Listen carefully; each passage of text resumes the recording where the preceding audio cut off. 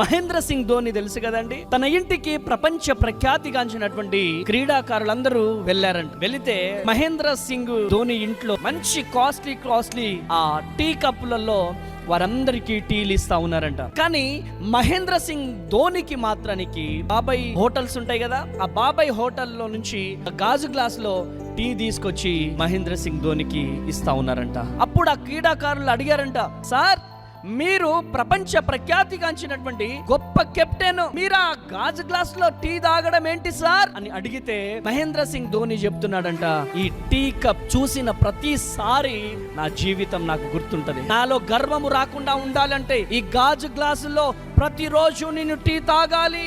ఆ గాజు గ్లాస్ లో తాగిన ప్రతిసారి నా కష్టము నాకు గుర్తుంటది, నా ప్రయాస నాకు గుర్తుంటది అని చెప్పి వారందరికీ చెప్పగానే వారు షాక్ అయిపోయినారట. మనము కూడా మన జీవితంలో ఎక్కడి నుంచి వచ్చామో మనము గుర్తించుకోవాలి.